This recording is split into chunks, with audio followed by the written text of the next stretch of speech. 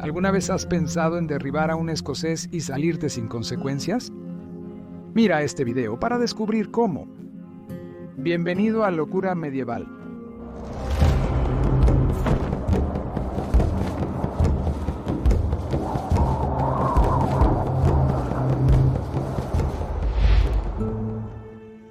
A partir de alrededor de 1150 en adelante, la monarquía comenzó a desempeñar un papel mucho más grande en la gestión del sistema de justicia en Inglaterra. Por supuesto, pasarían varios siglos antes de que el sistema legal que conocemos hoy estuviera en su lugar, pero el inicio de los juicios dirigidos por jurado comenzó en este periodo. Algunas leyes y castigos medievales parecen bastante impactantes según los estándares de hoy, y la justicia durante el periodo ciertamente no estuvo exenta de sus fallas y crueldades. Al comienzo de la Edad Media, los señores provinciales serían responsables de mantener la ley y el orden en sus propios condados. Pero desde finales del siglo XII se realizaron visitas locales llamadas eires por jueces designados por la realeza. Los ciudadanos tenían tanto miedo de los jueces visitantes que en 1233 provocó que toda la población de un pueblo de Cornualles huyera y se escondiera en los bosques cercanos. Los eires fueron eventualmente reemplazados por los assize, que se celebraban periódicamente en Inglaterra y Gales a finales del siglo XIII. Por lo general, se celebraban 2 veces al año en Cuaresma, en marzo o abril, y en la Trinidad en julio o agosto, aunque también podían ser convocados en invierno si había suficientes casos que necesitaban ser atendidos. Los assises generalmente cubrían los delitos más graves como la falsificación, el robo en carreteras, el asesinato, la vagancia, la violación, el infanticidio, la acuñación y la brujería. Se usaron hasta principios de los 70, cuando fueron reemplazados por los tribunales de la corona permanentes. En 1215, el Papa Inocencio III prohibió el juicio por ordalía. Esta cruel y peligrosa forma de juicio implicaba que un sospechoso realizara una tarea dolorosa para probar su inocencia. La mayoría de los juicios implicaban agua o fuego, como caminar sobre brasas calientes o sacar una piedra de agua hirviendo. Si las heridas del acusado sanaban en 3 días, entonces eran inocentes y libres de irse. Si no, serían castigados. Para el año 1220, se ofrecía a los sospechosos un juicio por jurado, aunque resultó problemático ya que se consideraba incorrecto obligar a alguien a someterse a este tipo de juicio.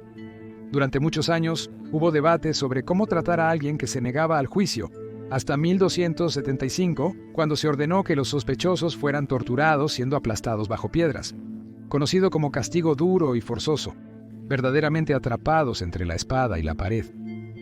Parecía que el prisionero cambiaría de opinión o moriría. Pero ahora, además de los delitos más graves de asesinato, violación y robo, se aprobaron otras leyes que revelaron una mayor comprensión de lo que estaba causando preocupación para la sociedad medieval.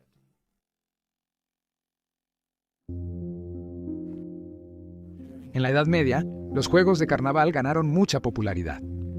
Eran una forma en la que la gente podía desahogarse antes del comienzo de la estricta temporada de Cuaresma. En Francia, hay una referencia del siglo XII a un juego conocido como Les Sols, donde la pelota era impulsada por las manos o por palos, así como también era pateada con los pies. En Inglaterra, el monje galés Nennius menciona a un grupo de niños jugando con una pelota en el siglo IX.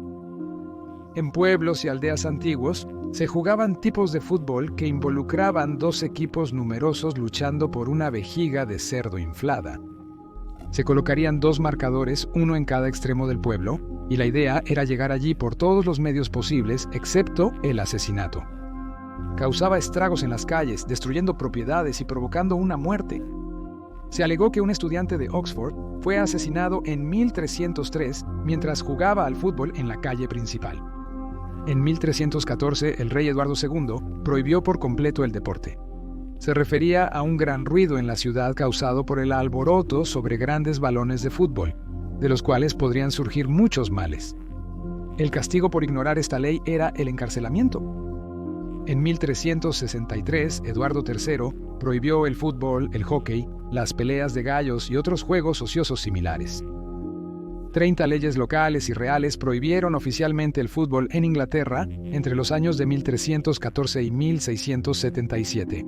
En 1495 se introdujo otra ley que prohibía a cualquier joven que no fuera noble, como sirvientes o aprendices, jugar al tenis. Se consideraba una distracción y un incentivo al juego de apuestas.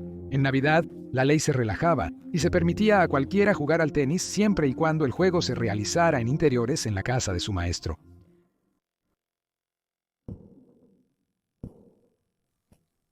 En 1337, Eduardo III de Inglaterra prohibió a cualquiera en la tierra el uso de pieles.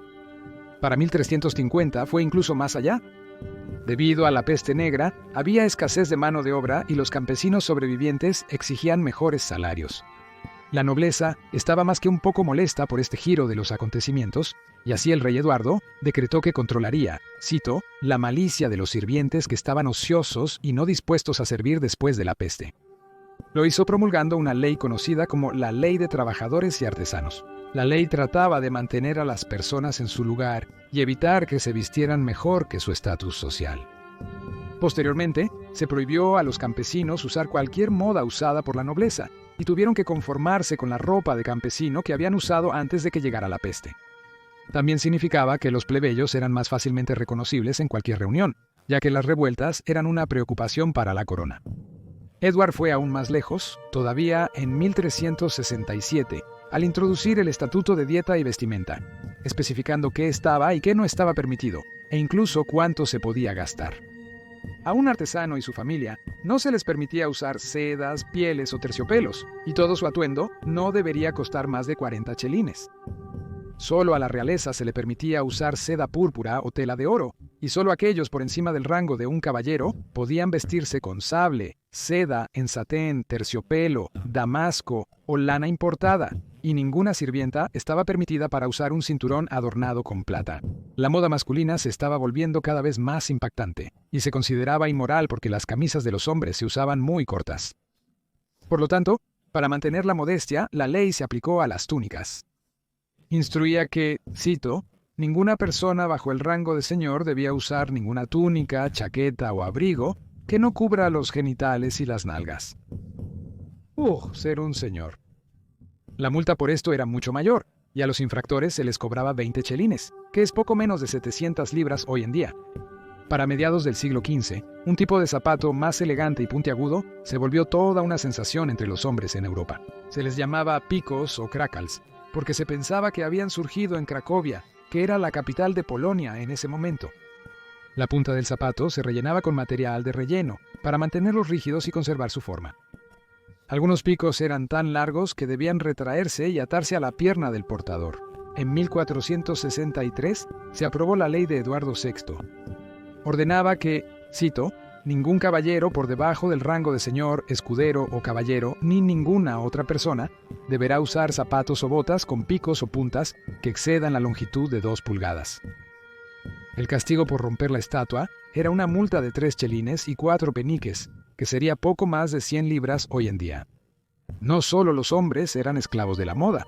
En 1430, las mujeres venecianas tenían la altura de sus tacones limitada a 3 pulgadas. Algunas damas usaban zapatos de plataforma, llamados chopines, de hasta 30 pulgadas de alto. Las damas empleaban pequeños sirvientes para caminar junto a ellas para que pudieran apoyarse en sus cabezas y mantenerse estables. Para el año 1348, había 100.000 personas viviendo en Venecia, lo que la convertía en la ciudad más poblada de Europa. Era un puerto comercial muy importante, y en consecuencia, muchas trabajadoras sexuales hicieron del puerto su hogar. Los marineros siempre buscaban pasar tiempo con damas cuando habían estado en el mar durante varios meses. El gobierno veneciano estaba contento de aprovechar al máximo el aumento en los ingresos fiscales, pero en 1360 limitaron la apertura de burdeles al área de Castelletto, cerca del mercado Royalto. Sin embargo, los negocios florecieron y para los años 1420 otras áreas se establecieron como distritos de luz roja. Luego se aprobó una ley que obligaba a todas las prostitutas a vestir de amarillo, para distinguirse de otras damas de reputación menos cuestionable para la época. Desde tan temprano como 1309, el rey Eduardo II de Inglaterra había promulgado leyes que controlaban lo que su gente comía y bebía. Declaró que el gasto excesivo y la, cito, consumo escandaloso de carnes y platos finos por las grandes casas del reino necesitaba terminar. Pensaba que estaba dando un mal ejemplo para el campesinado y que el sistema de clases necesitaba ser preservado. En 1336, su hijo Eduardo III prohibió a cualquiera comer más de 2 platos durante las comidas. Pensaba que sus soldados se estaban volviendo demasiado gordos para luchar y no serían capaces de, cito, ayudar a su vasallo o señor en tiempo de necesidad. La ley incluso describía la sopa como un plato separado, ya que algunas personas la llamaban salsa o condimento para poder comer más. El rey Eduardo creía que la obesidad hacía a las personas más propensas a la inmoralidad y el pecado. Como muchas leyes, esta también se relajaba en Navidad y en otros festivales cristianos cuando se permitían 3 platos. La estatua no fue derogada hasta 1856, aunque no hay evidencia de que se haya aplicado realmente, y no solo en Inglaterra. Carlos VI y Felipe VI de Francia también promulgaron leyes suntuarias, al igual que los venecianos, a quienes se les prohibió gastar más de medio ducado por persona por cena en 1229. Los banquetes lujosos se estaban volviendo comunes entre los ricos, y había miedo de que esto causara demasiada envidia entre los ciudadanos más pobres. Este resentimiento podría causar situaciones peligrosas como rebeliones o intentos de asesinato del dux.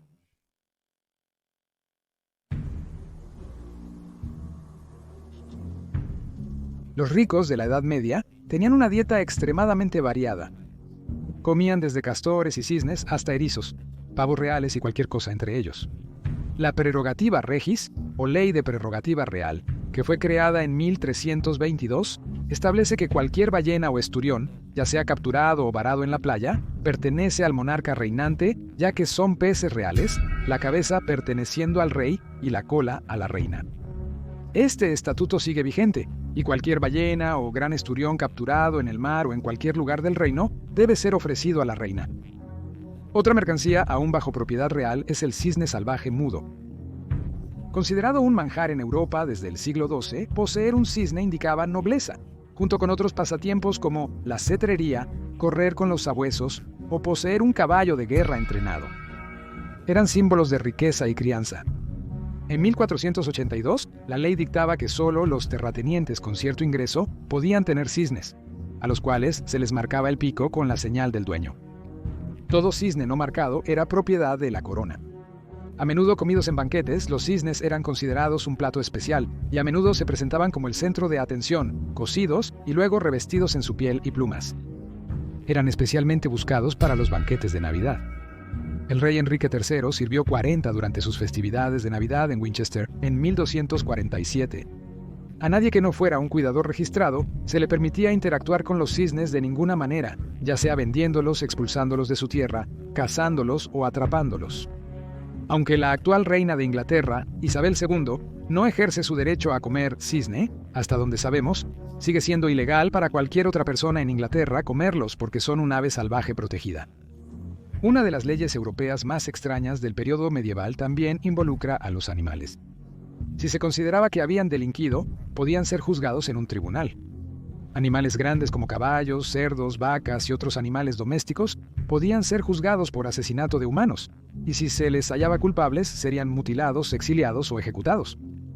Criaturas más pequeñas como ratas, ratones, langostas, gorgojos y otras plagas que fueran encontradas culpables de destrucción de cultivos serían excomulgadas de la iglesia.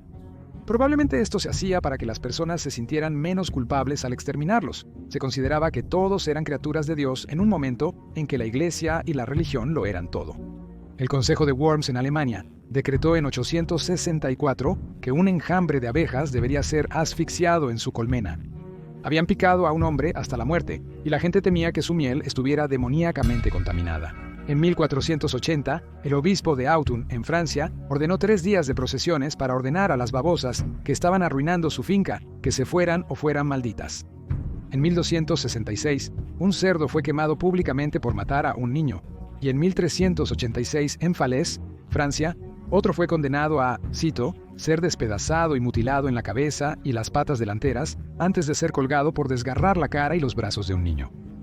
El cerdo fue vestido con ropa de hombre antes del ahorcamiento.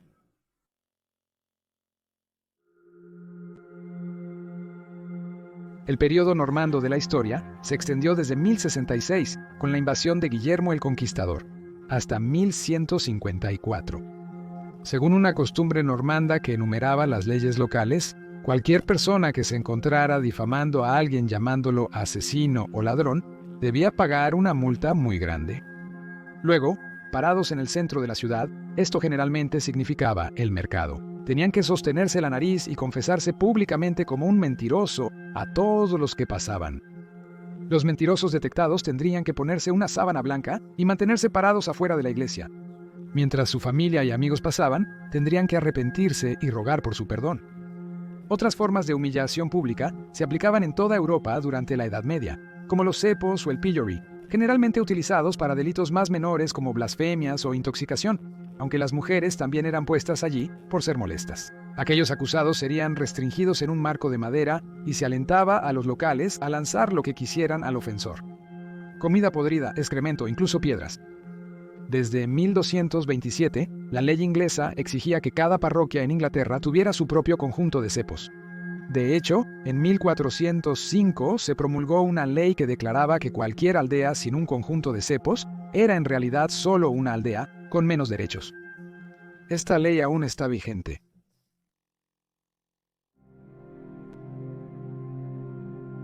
Para 1313, el rey Eduardo II de Inglaterra había hecho muchos enemigos entre sus propios nobles y creía que una rebelión armada podría ser inminente. Por lo tanto, ordenó un estatuto que prohibía llevar armadura o portar armas en el Parlamento para mantenerse seguro. En 1318, Thomas II, conde de Lancaster, aparentemente violó esta ley, pero para entonces era demasiado poderoso para ser castigado. De hecho, no hay evidencia para suponer que alguien haya sido realmente acusado de este delito. Para mediados del siglo XIII, el arte de la caballería estaba bien encaminado. La gallardía, la valentía y la lealtad eran todas cualidades asociadas con ser un caballero en la Edad Media. Pero ser investido con un título de caballero también venía con sus propios problemas. El costo de la armadura y la ropa ceremonial era particularmente alto, y no todos se sentían atraídos por los peligros de arriesgar su vida en batalla. En 1233, Roger de Somery tuvo la audacia de negarse a asistir a su propia ceremonia de nombramiento de caballero cuando se le ofreció por el rey Enrique III de Inglaterra. Enrique, enfurecido, creó una ley que prohibía rechazar un nombramiento de caballero y confiscó las tierras de Roger de Somery. Ahora se une a personajes como David Bowie, Stephen Hawking y Ellis Lowry, quienes también rechazaron un nombramiento de caballero, aunque supongo que sin la amenaza de que les confiscaran sus hogares.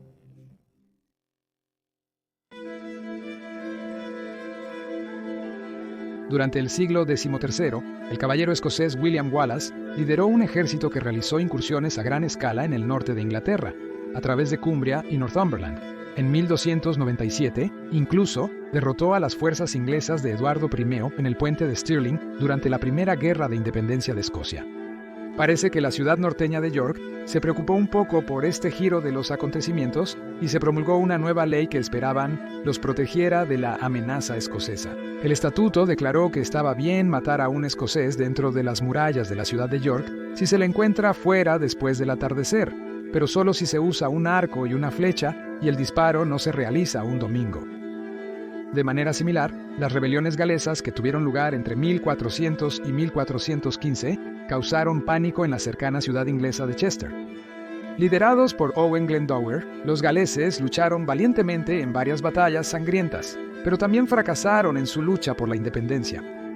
El conde de Chester estaba tan preocupado por el riesgo continuo para su ciudad que promulgó una ley que prohibía a los galeses y sus simpatizantes permanecer dentro de las murallas de la ciudad. Cualquier galés que se encontrara allí entre el atardecer y el amanecer podría enfrentarse a algunas repercusiones. El conde más tarde se convirtió en el rey Enrique V, y no hay evidencia de que ninguna de estas ciudades del norte haya derogado estas leyes. Gracias una vez más por ver este episodio de Locura Medieval. Suscríbete si te gusta el contenido, subimos videos cada semana. Gracias, hasta pronto.